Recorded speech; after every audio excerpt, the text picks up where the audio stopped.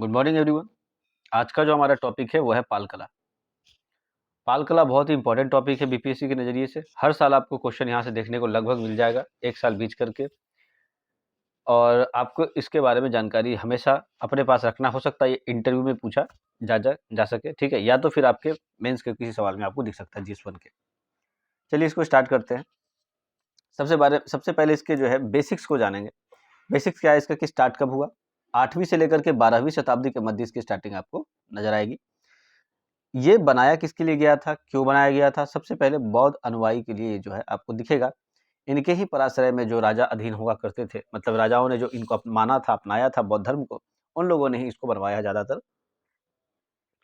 अब इसके अंदर बात करेंगे प्रमुख कलाओं की, कि पाल कला के अंतर्गत कौन कौन सी कलाएं हैं। तो इसके अंदर प्रमुख जो कला है वो है महाविहार, चैत्य, मंदिर, स्तूपाज, मूर्तियां और पेंटिंग। इस प्रकार से आप देख सकते हैं कि यहाँ पर डिवाइड किए गए हैं इनके प्रमुख कलाओं को, प्रकार को। अब इनकी थोड़ी सी विशेषताओं पर आ जाते हैं पार्टिकुलरली। तो स्थापत्य कला जो होती थी वो पक्की ईंटों से बनाई जाती थी, ठीक है, पक्की ईंटों का इसमें प्रयोग होता था। महाविहारा की अगर बात करेंगे तो ये महाविहारा का ये फिगर है, आप एक बार इसको देख लेंगे। महाविहारा का फिगर है। महाविहारा के बारे में क्या है कि महाविहार एक्चुअली में जो है बौद्ध भिक्षु के लिए एक यहाँ पर क्या होता था, आवासीय केंद्र था ये। उसके बाद ये कभी कभी 2 मंजिला का भी आपको दिख जाएगा। आयताकार होता था, खुला प्रांगण होता था, चारों ओर बरामदा, कमरों के द्वार भी खुले होते थे। तो इस प्रकार से इसकी डिटेलिंग है महाविहारा की। महाविहार को आपको अगर पूछ लेता है क्वेश्चन में, अगर ये पाल कला पूछता है तो ये पेंटिंग बनाना थोड़ा सा आपके लिए जरूरी हो जाता है, ये स्ट्रक्चर बनाना जरूरी हो जाता है। इसके अंतर्गत आप देख सकते हैं यहाँ पर कमरे का डिजाइन है, बरामदा यहाँ पर है, प्रांगण इस प्रकार से आपको दिखेगा। तो आप इसको समझा पाएंगे, ये महाविहारा है। अब देखिए कहाँ कहाँ महाविहारा है ये भी बताना जरूरी है, क्योंकि एग्जाम्पल के साथ अगर बताते हैं तो आपकी चीजों को जो है मजबूती से रख पाएंगे आप। विक्रमशिला, उदनपुरी, सिमरपुर, ठीक है, ये 3 जगह आपको दिखेंगे, एक भागलपुर में, एक बिहार शरीफ में, एक बांग्लादेश में। धर्मपाल, गोपाल और धर्मपाल के द्वारा ये महत्वपूर्ण महाविहारा बनाए गए थे। चलिए ये महाविहारा के बारे में था इतना डिटेल। आगे अगर बात करेंगे तो स्तूपाज, ये बहुत इंपॉर्टेंट है। स्तूपाज, स्तूप क्यों बने थे? स्तूप एक्चुअली इसलिए बने थे क्योंकि बुद्ध के अवशेषों को वहां पर रखा जाए और उनके अनुयायियों द्वारा इसको बनाया गया। बहुत सारे बने कहीं कहीं, ठीक है। अब उसके बारे में थोड़ा सा डिटेल जान लेते हैं। 8 नंबर के सवाल में डेडिकेटेड ये क्वेश्चन आ सकता है, स्तूपा के बारे में विस्तृत चर्चा करें। तो ये बुद्ध के अवशेष रखे जाते थे। भाग इसका जो होता था, तो इसमें हर्मिका आपको दिखेगा सबसे ऊपर में, अंडा ये छतरी है। उसके बाद ये जो प्रदक्षिणा पथ है इसको भी बताना पड़ेगा आपको। ये तोरण द्वार है ये भी बताना पड़ेगा। ये वाली जो है ये वेदिका इसको कहते हैं, ये भी बताना पड़ेगा आपको। तो इस प्रकार से आप इसका डिटेल कर सकते हैं। चलिए विस्तृत जानकारी के लिए आप एक बार गूगल कर लेंगे तो बहुत अच्छी इसकी पिक्चर आपको दिख जाएगी। मैंने अपने नोट्स में जितना बना पाया मैं उतना मैंने इसको डाल दिया है। चैत्य की अगर बात करेंगे तो मूलतः क्या थे, ये बौद्ध के मंदिर थे। बिहार के विभिन्न भागों में मिलता है, ठीक है। एक गया में है अनिमेष लोचना करके, बोध गया में, ठीक है, तो ये ध्यान रखिएगा। मंदिर की अगर बात करेंगे तो ये नागर शैली में बनी होती थी। ये जो मंदिर स्थापत्य कला का ही उदाहरण है। तो ये जो है आपको नागर शैली में मिलेगी आपको। एग्जाम्पल कौन सा? गुफा मंदिर कहलगांव भागलपुर, विष्णुपद मंदिर बोध गया। ये सब जो है आपको दिख जाएगा कि मंदिर के क्या क्या उदाहरण है। पटना में 1000 साल पुराना जो अभी शिव मंदिर बना है या मिला है, वो भी जो है आपको इसी नागर शैली का ही उदाहरण है, पाल कला का ही उदाहरण। चलिए थोड़ी पेंटिंग की बात कर लेंगे। पेंटिंग में पांडुलिपि चित्रकारी और भित्ति चित्रकारी, ये 2 चीज आपको दिखेगी।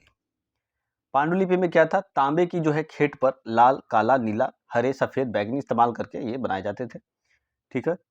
इसको देखिए क्या कहा जाता था, अष्ट सहस्त्र, प्रज्ञा पारिता पारमिता, ठीक है, और पचराक्ष, ये सब इसके उदाहरण है। ये नाम नहीं याद हो पाएगा, थोड़ा सा इसको देख लेंगे, और ये पचराक्ष आपको याद हो सकता है। चलिए दीवार पेंटिंग यानी कि आपको भित्ति चित्रकला की बात करेंगे तो मंदिरों की दीवारों पर उकेरे गए थे फल, पशु, मनुष्य, पक्षी, ये सब जो है इनके रंगों से प्रयोग किया गया था, मतलब प्राकृतिक रंगों का प्रयोग किया गया था।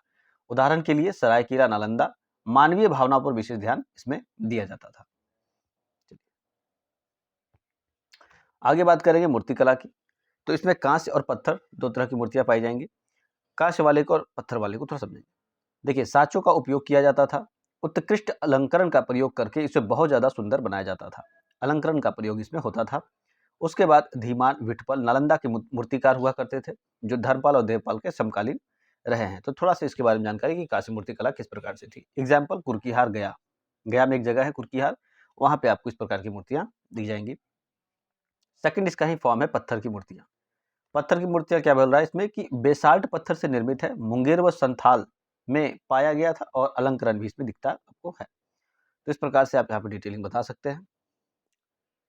जब अभी देखिए शॉर्ट नोट है, तो शॉर्ट नोट्स में मैंने बहुत संक्षिप्त में लिखा है ताकि चीज़ों को तुरंत बुलेट पॉइंट के माध्यम से आपके दिमाग में रह जाए।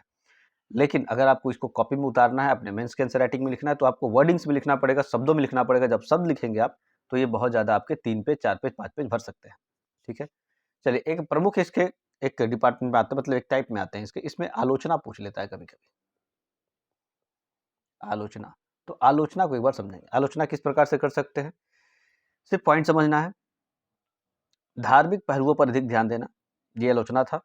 अलंकरण पर ज़्यादा ध्यान देने से क्या हुआ, इसका वास्तविकता कम हो गई। तो बहुत ज़्यादा अलंकरण आप करेंगे तो रियलिटी क्या थी ये पता नहीं चलेगी।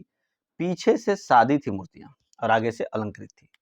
वास्तुकला पकी ईंटों से बनाई गई, अभी स्थायित्व में नहीं है। ठीक है, मतलब वास्तुकला उस समय के हिसाब से पकी ईंटों से जो बनाई गई, अगर पत्थरों से बनाई जाती तो अभी भी रहती जीवंत, लेकिन अब जो है आपको नहीं दिखेगी। यही रीजन है कि यहाँ पर जो है आलोचना के कुछ बिंदु व्याप्त होते हैं।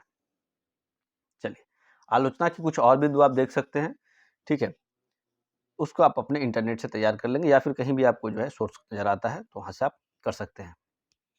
चलिए, इस प्रकार से हमारा आज पाल कला का जो टॉपिक था शॉर्ट नोट्स के माध्यम से खत्म हुआ है, और कल फिर से एक नए टॉपिक के साथ हम लोग आएंगे, जिसमें महत्वपूर्ण जो भी टॉपिक होंगे उसको एक-एक करके प्रत्येक दिन के हिसाब से 10 मिनट के हिसाब से डील कर लिया जाएगा, ताकि उसका रिवीजन भी हो जाए साथ-साथ में और आप लोग का थोड़ा मदद भी हो जाए। धन्यवाद।